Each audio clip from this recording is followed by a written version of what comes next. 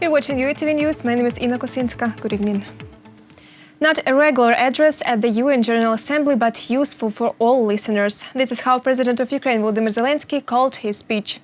He spoke without flattery and guile. Zelensky called on the United Nations to oppose the forceful change of borders throughout the globe. My colleagues will tell you more details about the 76th session of the General Assembly.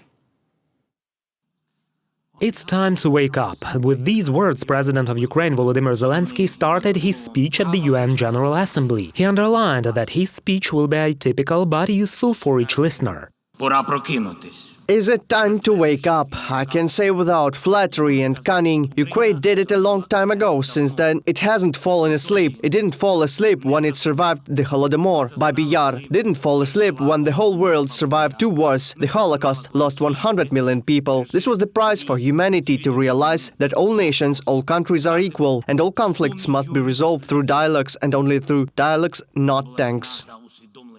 The head of state spoke about Russian aggression in Ukraine, which has been going on for the 8th year in a row. Можливо, Централ Парк або Madison Square. Probably shots are not heard as loudly in the Central Park or Madison Square Garden as in Avdiivka Industrial Zone or Svetlodarsk Arc. We want to revive the UN. Maybe the UN should move for this, be mobile and fast. Maybe it's time for us to meet where we can really hear and see these global problems. From the Tribune in New York, the Ukrainian leader invited all UN countries to join the joint declaration of the Crimean Platform participants and show this way that all member states of the United Nations Organization are against the forceful change of borders in the world. Бо у світі більше ніхто не почуває себе. Because no one in the world feels safe anymore. I emphasize no one feels safe, and no one can hide behind international law like behind a stone wall. This can lead to the collapse of the entire architecture of international relations. Then we really won't have any rules except for the right of the strong. It will be a world in which instead of collective work, selfishness will dominate, a world in which there will be more and more dictatorship and less equality, less real democracy and freedom. On the eve of his speech at the UN General Assembly, President Volodymyr Zelensky met NATO Secretary-General Jens Stoltenberg. According to the head of state, Ukraine is not at an impasse over membership in the alliance. We are one of the priority countries and further the choices by the alliance. It is very important that we have reached the level where both our society and our state see that we have done everything. Ukraine is a highly valued partner of NATO, and NATO will continue to support Ukraine's territorial integrity and sovereignty. Though not at an impasse, but the process of Ukraine's joining NATO has dragged on for too long, says Minister for Foreign Affairs of Ukraine Dmytro Kuleba. Some countries, he says, are simply hiding behind the argument of unfulfilled reforms in order to restrain Ukraine's Euro-Atlantic integration. І ми повинні про це говорити. Ми повинні не боятися. We must talk about it. We must not be afraid to do this in cases where Ukraine's interests are deliberately and roughly ignored, where there are manipulations. We speak about this frankly. We speak about some NATO members and work with them. I said frankly that I was not satisfied with the UN position on the Crimean platform when they did not take part in the inaugural summit. Let me remind you that Ukraine is a founding state of the UN, and such an attitude towards Ukrainian initiative is unacceptable.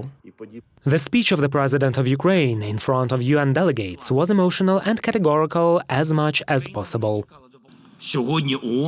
And today the UN is like a retired superhero who has forgotten what he could do. He considers himself a burden, a weak, frail, useless old man whose life was in vain. Let's show that we are determined to make every effort to strengthen our interaction. And let's just do it, even without resolutions, declarations, coordination of positions. Just do it, as people, as nations, as United Nations.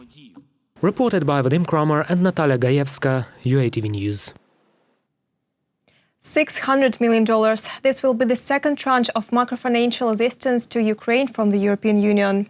The corresponding decision was made by the European Commission as a result of Ukraine's progress in implementing reforms. The funds are expected to arrive by the end of autumn. The National Bank of Ukraine reported this. In total, Ukraine can receive almost $2 billion in assistance from international partners by the end of the year.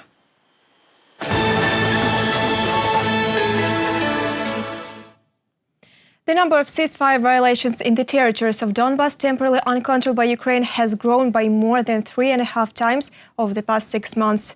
This is reported of the Office of the United Nations High Commissioner. Due to active hostilities, there were more casualties among the civilian population. Matilda Bogner, head of the UN Human Rights Monitoring Mission in Ukraine, also spoke about the deterioration of the security situation in the east of Ukraine. The security situation in eastern Ukraine has deteriorated, with an increase in civilian casualties resulting from active hostilities and damage to civilian objects. From the 1st of February to the 31st of July, OHCHR has recorded 62 civilian casualties, 15 killed and 47 injured. This is a 51% increase compared with the preceding 6 months. A day earlier, the Parliament of Ukraine has declared the elections to the State Duma of Russia illegal. The resolution was supported by 322 MPs. The document notes Russia's violation of the norms of international humanitarian law. It is about the illegal holding of elections in the occupied Crimea, issuing of Russian passports to residents of the territories uncontrolled by Ukraine, and forcing them to vote. Elections to the State Duma of the Russian Federation were held from September 17 to 19. The European Parliament has already called on the EU member states not to recognize their legitimacy. In its statement, the Parliament of Ukraine recognizes such elections as legal and the State Duma of the Russian Federation as illegitimate. The Parliament calls on the international community to assess the rigged elections and facts of illegal voting. There is no State Duma legitimate for us once and for all, and let the National Security and Defense Council continue to expand the list of sanctions, which is so successful. We propose to pass a draft resolution in the Parliament of Ukraine where we call for the recognition of the Federal Security Service and the main intelligence directorate of the Russian Federation as terrorist organizations. And today, after 2 hours of discussions outside the Parliament of Ukraine, the bill on the so-called de-oligarchization was approved. 279 MPs supported it. The bill provides for the launch of a register of oligarchs, namely people who have great influence on the economy, politics and media at the same time. The document will be sent for signature to the President of Ukraine. Today, Ukraine entered the yellow quarantine zone. Cafes, gyms and cinemas can only work with a limited number of visitors. Schools, kindergartens and universities are working if 80% of employees are vaccinated with at least 1 dose. In the meantime, over the past day, almost 8,000 new cases of COVID-19 have been registered. This was reported by the Ministry of Health. The highest rate was recorded in Kharkiv region. The Ministry of Health emphasizes that the most effective way to protect oneself from COVID-19 is vaccination. Doctors also call for masks and social distancing.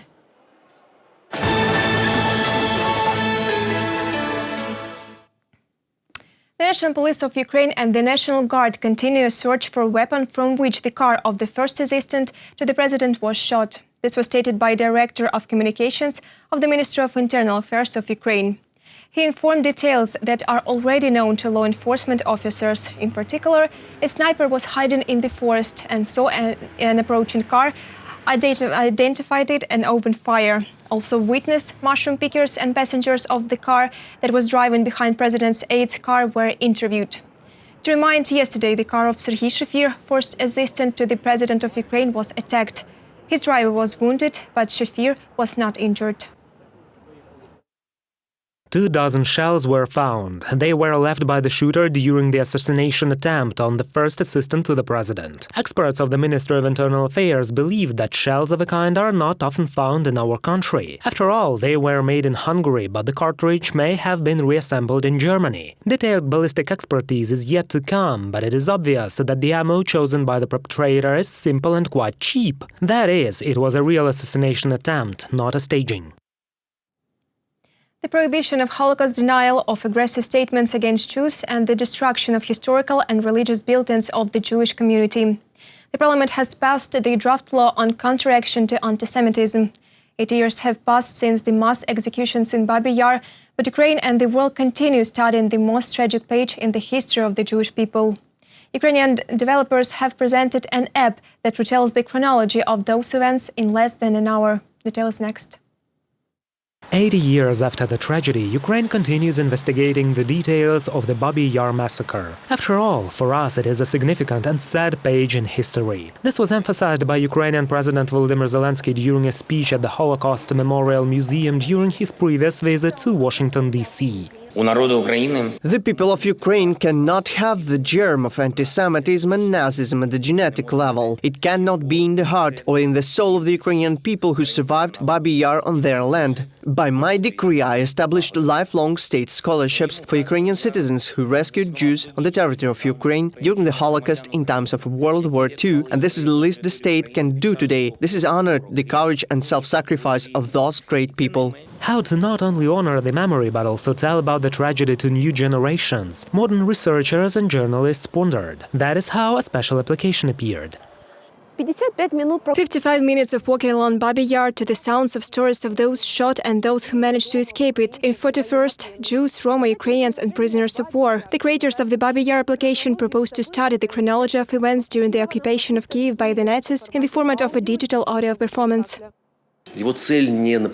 Its goal is not to scare. Its goal is not to make a person sob all the way or somehow tear one's soul apart. It seems to me this is a slightly more interesting experience, a little more, on the one hand, emotional, but at the same time not such an unambiguous immersion, because this is a performance about one day, about how this world lived one day on September 29th, 1941. Moving between the points is accompanied by a story about the events that took place on that day in the world. For example, the presentation of a song in the US, which later became a worldwide hit. Then the listeners did not even suspect that in distant Kyiv the Nazis were shooting tens of thousands of people. People come out and fall into the hands of the Germans, who immediately force them to undress. Specialists from Ukraine, US, UK and Russia worked on the project. Theater actors read stories and composer Leonid Andrulaitis wrote the music. The creators of the project did not choose the format of the digital performance by chance. They wanted to attract the younger generation to the study of the tragedy. A new format is always in the audience, and since in our Ukrainian society there is quite often such an algorithm for influencing anything, any social discussion, including about Babi Yar, very often, unfortunately, there is a following reaction like, I have not read a book, but I condemn it, so to say. The application has versions in Ukrainian, English and Russian. One can download it to smartphone or tablet, save the performance and use an interactive map so as not to go astray. The route is 23 points, and the same amount of audio recordings about the distant 1941. And everyone should go through this route. Reported by Vadim Kramer and Larissa Zubenko, UATV News.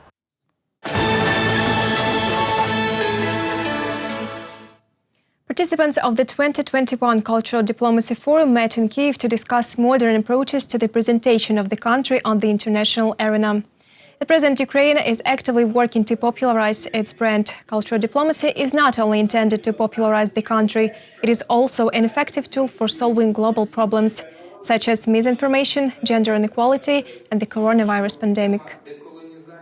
Ukraine is not a victim or doesn't want to be represented as a victim, solely as a victim of Russian aggression or malign Russian influence. We would rather present to the world our added value in different areas, and we think that actually these added values make us relevant and very promising partners in the future. Design, IT, advertising and marketing, each of those areas of the creative industry last year was able to hold out in the market despite the COVID-19 pandemic. This was announced by Minister of Culture and Information Policy Alexander Tkachenko during the 5th Annual International Forum Creative Ukraine. According to him, about 350,000 people work in the creative industry, which is almost 4% of all workers in the country. Besides, over the past year, those industries managed to bring more than $4 billion to the state budget. Креативна економіка може давати економіці країни. Creative economy can make a significant contribution to the country's economy. At a time when natural resources are decreasing and there is no need to fight for who has more oil and gas, it is worth fighting for the talents of people and creating conditions for them to be able to earn money and promote our talents around the globe. An important feature of the creative economy is that it can motivate people to work not only for Ukraine, but also for the world. By creating conditions for our talents, we can become not only richer, but but also glorify our country. That's all for this hour. More updates on our official website, YouTube, Twitter and Facebook pages. Thank you for staying with the UATV channel. Stay safe and goodbye.